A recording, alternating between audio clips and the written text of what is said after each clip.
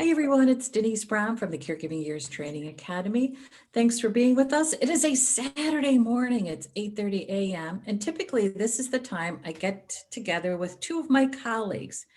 And in thinking about our conversations, I thought it would be helpful for you to be part of our conversations because we really talk about how to be an empowered consumer of healthcare services for ourselves and for our family members. So joining me this morning is Susan. Good morning, Susan. Morning. So Susan is the Business Development Director for Gentle Home Services, which is based in Deerfield. Is it Deerfield? I always Yep, want to say North. Okay, yep, Deerfield, Deerfield. Illinois. Yeah, Yeah, woohoo! last I checked.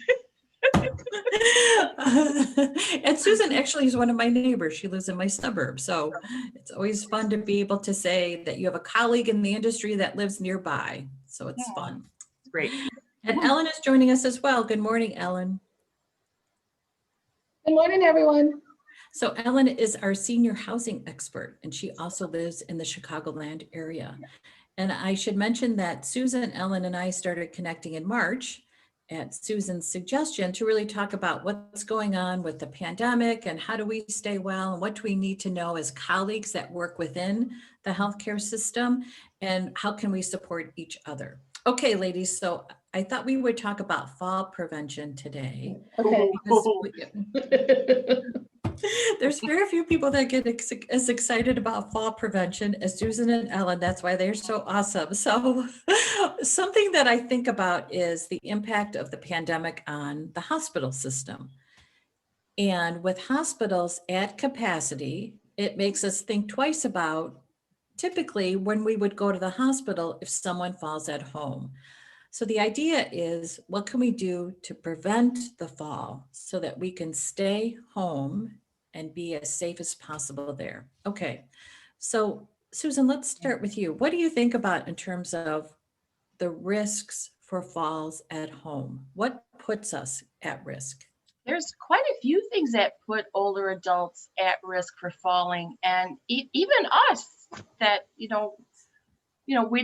live alone, and we might not have someone there to help us. But the biggest thing is clutter in the home, stacks of magazines, newspapers, shoes by the door, throw rugs, those cute, pretty little rugs we want in our hallway and our bathroom. Those are trip hazards.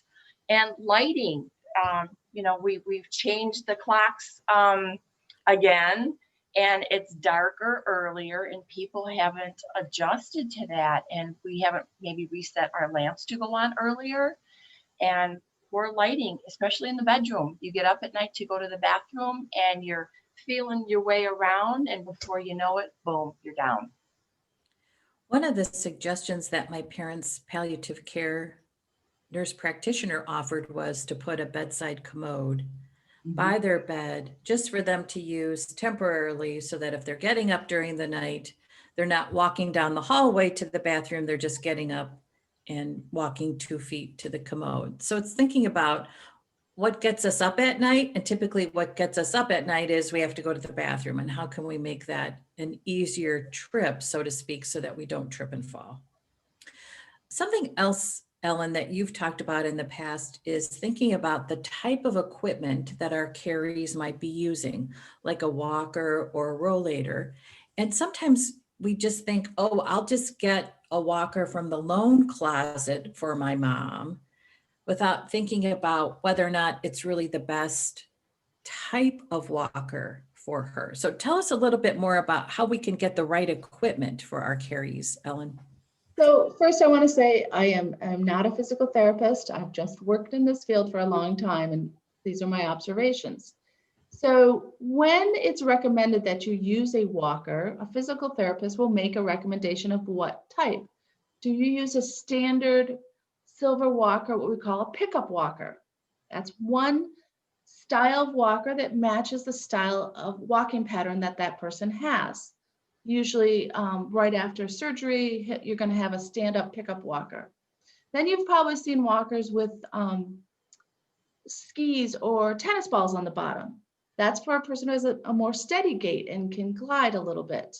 And that's up to your physical therapist to watch you walk and evaluate where are you and what type. The new rollators are around. Those are the really cool ones with the handbrakes and the little seat.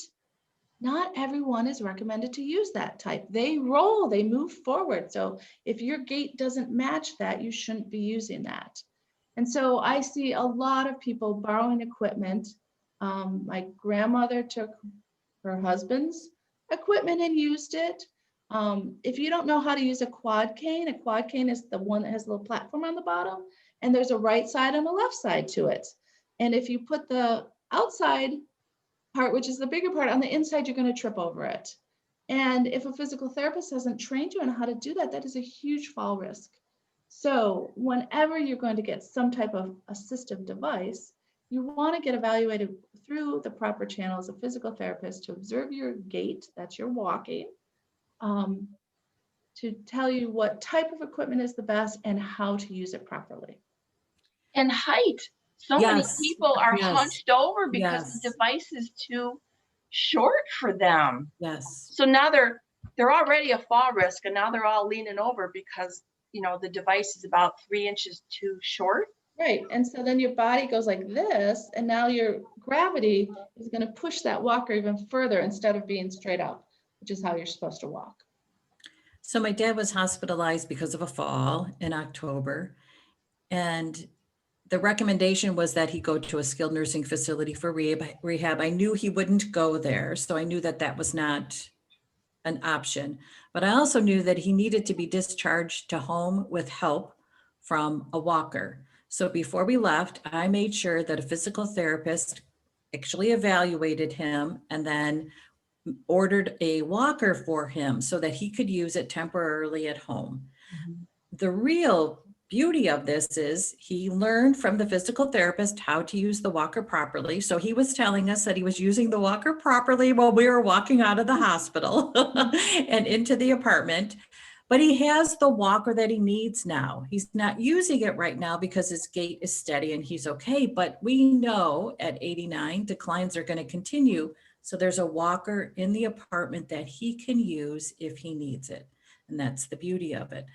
So if you are at home with your Carrie and you're thinking there's a decline, call the doctor, call your Carrie's doctor, do a telehealth visit and ask the doctor to order home health, including physical therapy, so that your Carrie can be evaluated to see what kind of equipment could help and have it ordered so that Medicare pays for it, so that you avoid using the wrong equipment for the wrong purpose.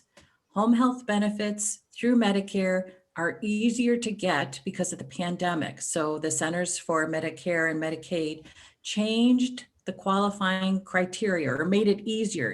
It's looser, so to speak, as long as a doctor orders it, and you can have a telehealth visit in order for the doctor to order it. And if the doctor says no, try to find another doctor. If you know there's a decline and you need help and your Carrie needs more help, it's important that the doctor sees that decline so that they can order home health. Okay. And as people are home, you know, they're not out walking and exercising. We are seeing a lot of people that have declined in their mobility. They're sitting more, they're watching TV more. And it's important for these individuals, once they get that physical therapy, and like your dad's situation, keep doing his exercises so that he doesn't deteriorate and step back, because we don't want him to fall again. Exactly. So I was able to get palliative care for my parents in May, and I kind of battled their doctor about it because their doctor was like, well, why would they? But I know what's coming, and I want them to receive services from a palliative care organization that will also deliver home hospice care, because I don't want us to be in a situation where I'm trying to guess if they are ready for hospice, and then I have to figure out, well, which hospice organization. We are set. There's a palliative care nurse practitioner that visits them in their home, who monitors their situation. And when they're ready for hospice, she would make the recommendation. I presented it that way to my parents as well, and they were on board. So one of the recommendations that the nurse practitioner had made was that my mom walk up and down the hallway in their apartment building. So sometimes there's this natural exercise place that we don't think Yeah. of as a natural exercise place. My mom has a stationary bike by the windows in their apartment that she rides at least 20 minutes, 6 days a week. That's Now great. my dad does it. So thinking about where can we get exercises that's safe, but still allowing us to keep moving. We want to keep moving. Don't want to lose it. So let's talk about if we are home alone and we fall, how do we get up, Ellen? Mm, Okay, so that is a very scary predicament to be in because you are alone and you're on the floor. The phone is probably over there and you can't reach it. So the first thing you want to do is give yourself an evaluation. Move your shoulder, move your back, move your leg, move your hip. If you go, don't move anymore, you may have broken something.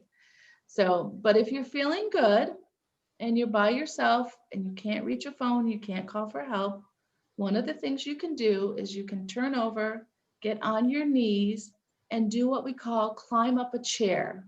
So find a chair and just work your way up till you can get up on the chair and then turn around and sit in the chair. That's the first step. At least you're up off the floor. Hopefully it's not a cold floor. And then you can begin the search for a phone. Don't forget, you want to, just because you got up doesn't mean you don't continue to evaluate yourself, call the paramedics, ask for help, have a family member take you to the doctor. Those are all things you want to do because you just don't know about a fall. or if you've hit your head. Yes, let's talk about hitting your head. So first of all, if you hit your head when you fall, it's very important, number one, to note it and to not hide it. A lot of people say, no, I didn't hit my head because they may not have realized it or they don't want anyone to worry. Hitting your head is serious.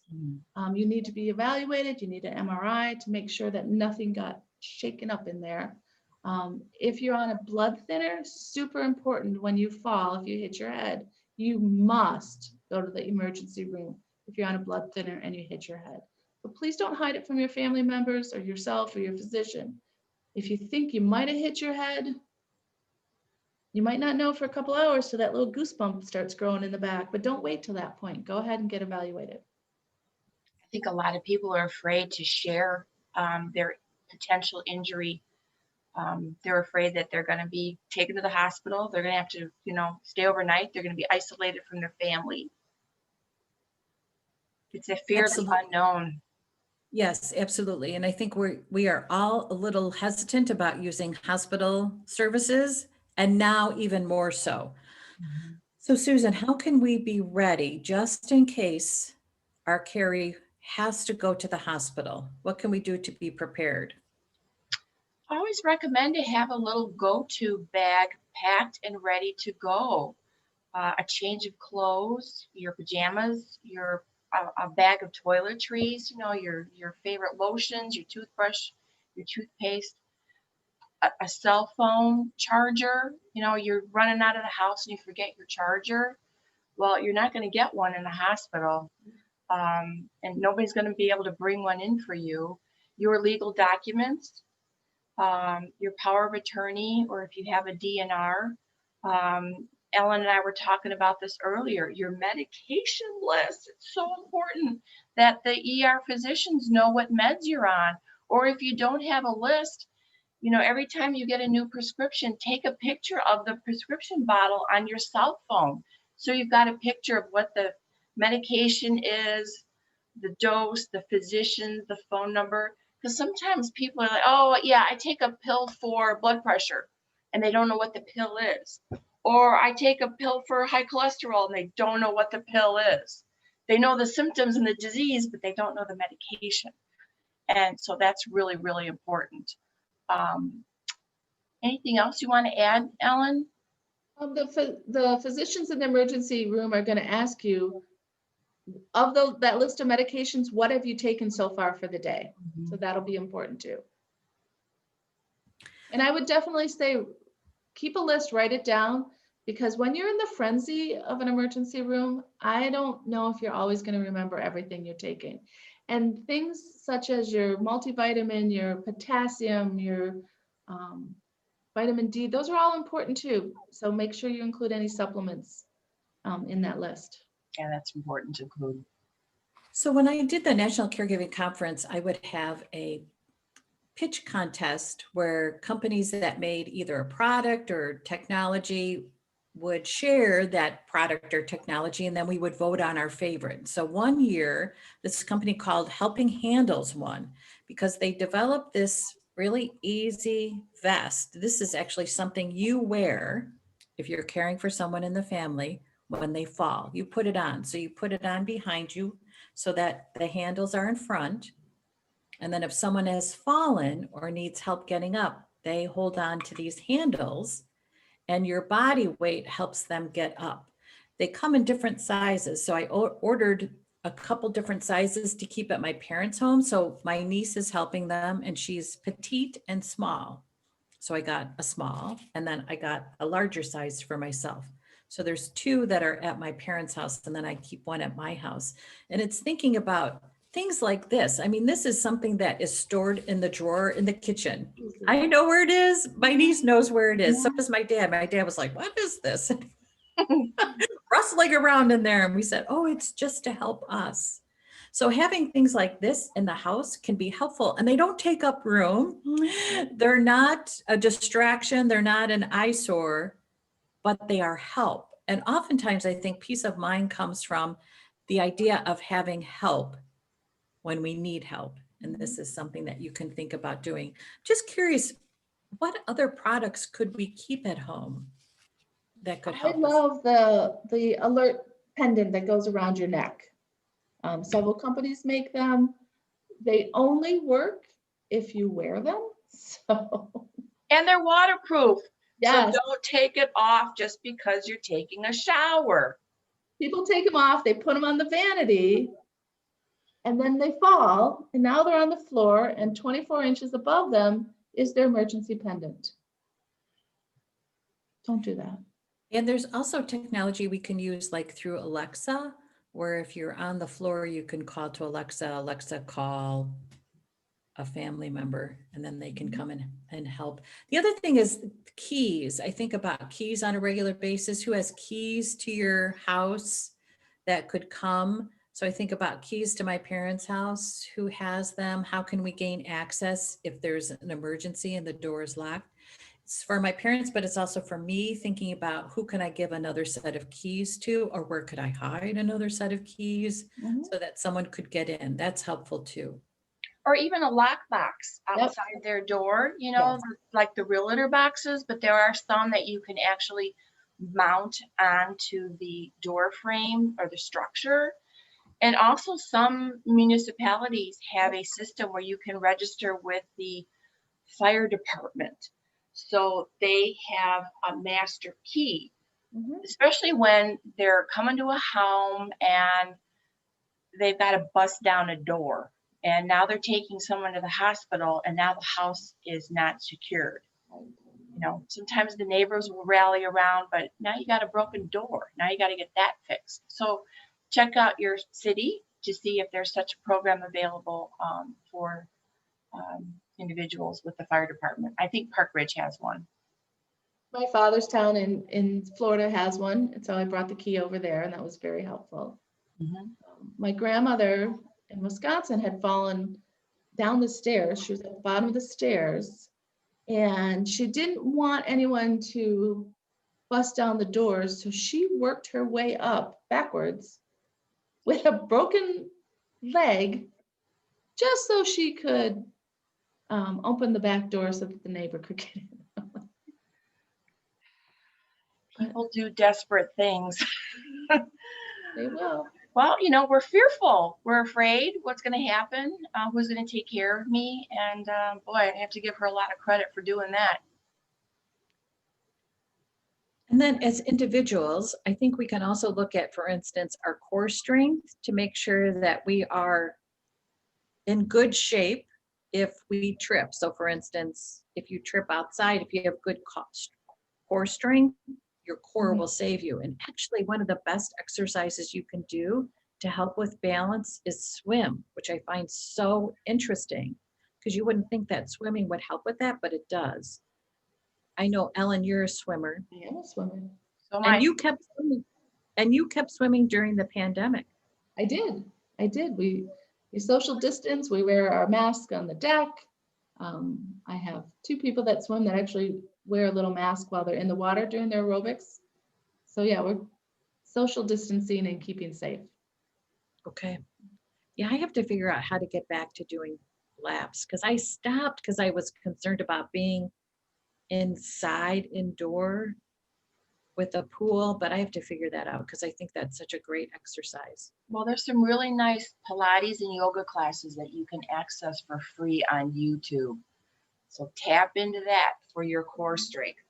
Yes, And and stretching is I really think there's good. balance classes. That's a very important one. Even if you're just standing on one leg, holding on to a chair, the back of a chair, just practice. Good point. Okay, any last tips that you guys would like to offer before we close? I would like to just say a couple of the common fall situations that I see a lot would be people rushing. So often has to do with something about urinary incontinence, like, hey, I got to get there really fast. And that's rushing and not paying attention to what you're doing, literally not paying attention to putting one foot in front of the other is a good way to lead to falls. And multitasking. We're in the kitchen cooking, washing dishes, the phone rings, the cat walks by. I need to reach for something and I'm not paying attention and boom. So I live alone, and so I pay attention to when I'm going into more unsafe areas in my house than normal, like going down the basement stairs to do my laundry. So I like to check in with someone to say, hey, I'm going downstairs.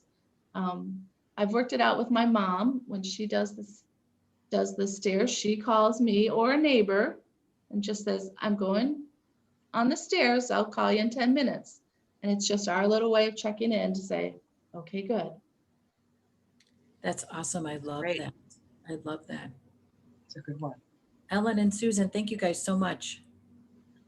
I enjoy our Saturday mornings, Denise. You're special. I just want to remind everybody too that if you haven't created something like a family emergency plan, myself and 4 other certified caregiving consultants are offering our services for free on December 6th. And I'll post the link for you to RSVP. You pick a time slot for 1 hour to join us. And at the end of the hour, the goal is to help you start to plan your backup plans. What if this happens? Who will do what? So we're going to help you start the planning process with a family emergency plan. And so we call that event Release a Worry, because we worry and then we get stuck in the worries. And so we're going to help you release a worry with a plan. And again, I'll post a link for you to RSVP to join us. Okay, Great, Denise. thanks everybody. Thanks, Thank you. everyone. Bye-bye. Bye-bye. Be safe.